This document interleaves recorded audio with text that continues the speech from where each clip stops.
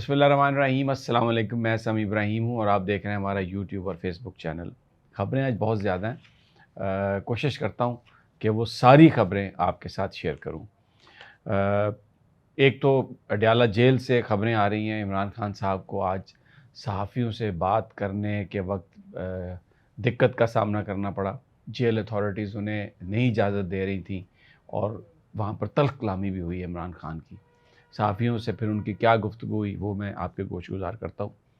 इसके अलावा बड़ी अहम आज फिर इन्फॉर्मेशन आई है आईएसपीआर से कि 3 रिटायर्ड फ़ौजी ऑफ़िसर्स को गिरफ़्तार किया गया है और उन पर इल्ज़ामात हैं कि शायद उन्होंने जो आर्मी एक्ट है या आर्मी डिसिप्लिन जो है उसकी ख़िलाफ़ वर्ज़ी की है। और ये तीनों रिटायर्ड ऑफ़िसर्स हैं, अभी इनके नामों का हमें नहीं पता। और ये जनरल फैज़ के साथ जो मामला है, जो उनकी जो तहकीकात हो रही हैं, उससे ये रिलेटेड है सब कुछ। तो ये भी एक बड़ी डेवलपमेंट है। अच्छा, फिर इसके अलावा रात ये खबर आई थी कि अडयाला जेल के एक डिप्टी सुपरिटेंडेंट मलिक अकरम जो यहाँ से ट्रांसफ़र कर दिए गए थे, जो इमरान खान साहब के साथ थे और उनके एक तरह से कस्टोडियन थे, यानी जेल में वो उन्हीं के साथ होते थे, उनकी देखभाल और उनकी ज़ेर निगरानी थे। उनको तब्दील किया गया था लाहौर में। और अब ये कहा जा रहा है कि वो शायद उनको भी पकड़ लिया गया है और वो उनको वादा माफ़ गवाह बनाया जाएगा। उनको ये वो उनकी गवाही ली जाएगी साबित करने के लिए कि इमरान खान राब्ते में थे और उनके ज़रिए पैगामात आ रहे थे। तो क्या वो जनरल फैज़ के साथ उनका राब्ता इस्टेब्लिश किया जाएगा या कोई और जो लोग हैं उनके साथ, ये अभी पता नहीं। लेकिन जो ख़बरें आ रही हैं अडयाला से वो ये हैं कि उनका जो ये ख़बरें जेल हुकाम ने लीक की हैं, जो सहाफ़ी वहाँ पर हैं उनको ये बताया, उन्होंने फिर ये टिकर-शिकर चलाए हैं कि जनाब जो सेल है इमरान खान साहब का उसके बाहर भी स्पेशल सिक्योरिटी के जो लोग हैं वो तैनात कर दिए गए हैं और ताकि वो नज़र रखें कि वो किससे बात करते हैं। फ़नी सी बात है ये कि वो एक बंदा जेल के अंदर सेल में बंद है, वहाँ पे कोई जा नहीं सकता, तो उसने किससे बात करनी है। लेकिन ये एक ताने-बाने बुने जा रहे हैं, ये केस बनाया जा रहा है, एक चीज़ें इस तरह मीडिया को दी जा रही हैं और अब लग रहा है कि ये कुछ और लोग भी गिरफ़्तार होंगे, कुछ सियासतदान भी हो सकता है, कोई सहाफ़ी, कुछ व्लॉगर्स, कुछ और लोग पकड़ के, तो ये जो आर्टिकल 6 वाला मामला है वो शायद वो अब अपने फाइनल फ़ेज़ पे जा रहा है। दूसरा, नवाज़ शरीफ और शहबाज शरीफ ने मीटिंग किया जिससे आप अंदाज़ा लगा लें कि सूरत हाल कितनी संगीन है। मुस्लिम लीग नून सेक्रेटेरिएट में बहुत कम नवाज़ शरीफ आते हैं इन मीटिंग्स में, लेकिन आज वो आए, वहाँ पर गुफ्तगू हुई सारी और सारी सूरत हाल का अहाता किया गया और ये एक संगीन है सूरत हाल। अब मैं इमरान खान साहब की जो गुफ्तगू है वो आपको मैं बता देता हूँ। अच्छा, जब गुफ्तगू मैंने आपको बताया शुरू करने लगे तो वहाँ पर जो जेल हुकाम थे वो इमरान खान के आगे आ गए। उन्होंने कहा जी आप बात नहीं कर सकते। इमरान खान इस मामले पर खफा हुए। उन्होंने कहा कि ये ओपन कोर्ट है और इसमें मीडिया की इजाज़त है अंदर आने की और मीडिया से मुझे बात करने की इजाज़त है, तो ये आप मुझे नहीं रोक सकते। और लेकिन तल्ख़ी हुई, वहाँ पे सहाफ़ी भी खड़े थे। फिर जब तल्ख़ी ज़रा बढ़ने लगी तो जेल वाले पीछे हट गए।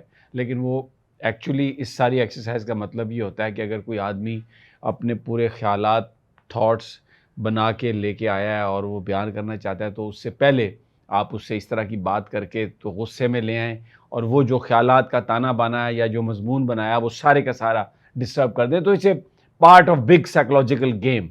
तो वो, लेकिन ख़ैर इमरान ने गुफ्तगू की सारी, तो उन्होंने जनरल फैज़ के बारे में बड़ी इंपॉर्टेंट बात कही है आज। उन्होंने कहा है कि बहुत अच्छा है अगर फ़ौज अपना इंटरनल एहतसाब कर रही है, तो सबका करे और अगर 9 मई में नाता या ताल्लुक़ जोड़ते हैं जनरल फैज़ का, तो भई ये तो बहुत ही अच्छी बात है, उसकी फ़ुटेज निकालें, सीसीटीवी फ़ुटेज जो गायब कर दी गई है। जहाँ-जहाँ आग लगी, उसकी सीसीटीवी फ़ुटेज गायब कर देगी और ये सारे वो जगह हैं, जो फ़ौज के कब्ज़े में हैं। तो भई आपके पास है सीसीटीवी फ़ुटेजेज़, तो आप ले आएँ और उसमें देखें और अगर किसी का भी इसमें हिस्सा है और तो उसको सज़ा दें। अगर जनरल फैज़ 9 मई में है, उसका बराह रास्त ताल्लुक़ है, तो उसको सज़ा दें। लेकिन ये सारा मामला, ये याद रखें, शुरू हुआ था मेरी गिरफ़्तारी से, और गिरफ़्तारी हुई थी इस्लामाबाद हाई कोर्ट में, और वहाँ मुझे गिरफ़्तार किया था रेंजर्स ने शीशे तोड़कर, और जिसको सुप्रीम कोर्ट ऑफ पाकिस्तान ने गैर कानूनी करार दिया था। तो उसकी तहकीकात करें कि वो किसने ऑर्डर दिया था, वो क्यों सब कुछ किया गया, और फिर हमारी उसमें जो हमें कसूरवार साबित करें, और लेकिन कम से कम इस बात का तो डिटरमिन करें कि ये किसने ऑर्डर दिया था मेरी गिरफ़्तारी का, क्योंकि जिसने ऑर्डर दिया था वो भी इस साजिश में मुलव्वस है। उन्होंने कहा कि जो काजी फ़ाइज़ ईसा साहब हैं और चीफ़ इलेक्शन कमिश्नर हैं, फिर उन्होंने कहा chief justice Islamabad high court, ये सब लंदन प्लान का हिस्सा हैं, और ये जो मेरी गिरफ़्तारी थी, ये सारा जो 9 मई का मलबा हम पे डाला गया, ये सारा उस बिग प्लानिंग का हिस्सा था। अब काजी फ़ाइज़ ईसा को देखें, उन्होंने कहा कि काजी फ़ाइज़ ईसा को फैज़ाबाद कमीशन याद आ गया, भुट्टो की जो फांसी है वो याद आ गई, लेकिन हमारी पिटीशन नहीं सुन रहा, क्योंकि उनका मसला ये है कि 8 फरवरी को पीटीआई जीत गई इलेक्शन, तो जो इन्होंने फ्रॉड किया, अब ये चीफ़ इलेक्शन कमिश्नर और ये काजी फ़ाइज़ ईसा उस फ्रॉड को छुपा रहे हैं, तो इसलिए इनको हमारी पिटीशन याद नहीं आ रही। और पिंडी के साबिक़ कमिश्नर का फिर उन्होंने ज़िक्र किया, लियाकत चट्ठा का। उन्होंने कहा कि उन्होंने बिल्कुल ठीक बात कही, और उन्होंने कहा था कि मुझे और काजी फ़ाइज़ ईसा और चीफ़ इलेक्शन कमिश्नर को सज़ाए मौत दें, फांसी पे लटकाएं, क्योंकि हमने धांधली की। और अब काजी फ़ाइज़ ईसा साहब और इलेक्शन कमीशन ये चाहते हैं कि जो मखसूस नशिस्तें हैं वो पीटीआई को, जो उनका हिस्सा है, वो उनको ना मिले, क्योंकि ये सीटें हुकूमत इसलिए लेना चाहती है, और काजी फ़ाइज़ ईसा साहब इसलिए दिलवाना चाहते हैं कि वो आइनी तरामीम कर सकें। अब ये तीसरी दफ़ा आइन शिकरी कर रहे हैं। पहले 90 रोज़ में इन्होंने इलेक्शन नहीं कराए, फिर अक्टूबर में इलेक्शन से भाग गए, अब ये तीसरी दफ़ा आइन में जो तरमीम करना जा रहे हैं, तो ये तीसरी ये चीज़ कर रहे हैं। उन्होंने कहा कि अब हम सड़कों पे निकलने लगे हैं, और ये जो पार्टी है ये मेरी तैयार हो जाए। और फिर उन्होंने हवाला दिया ख्वाजा आसिफ का, कि उन्होंने कहा कि जनरल बाजवा ने कहा कि वो एक्सटेंशन चाहते हैं, और ये बात ख्वाजा आसिफ कह रहे हैं, और ये मेरे उस मौक़िफ़ की तायीद है कि जनरल बाजवा ने अपनी एक्सटेंशन के ज़रिए, अपनी एक्सटेंशन के लिए मेरी हुकूमत को गिराया। नवाज़ शरीफ और शहबाज शरीफ की शर्त थी कि जनरल फैज़ को हटाएं, और जनरल फैज़ को हटाने पर मेरी बाजवा के साथ तल्ख़ कलामी हुई थी।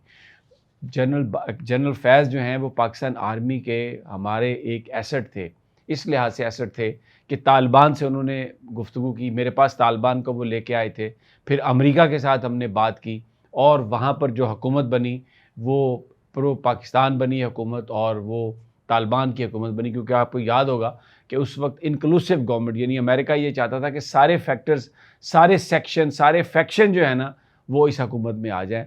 वो ये नहीं चाहते थे कि एक अलहदा तालिबान की हुकूमत बने और वो वहाँ पर बड़ी स्ट्रॉन्ग पोजीशन इख्तियार कर लें।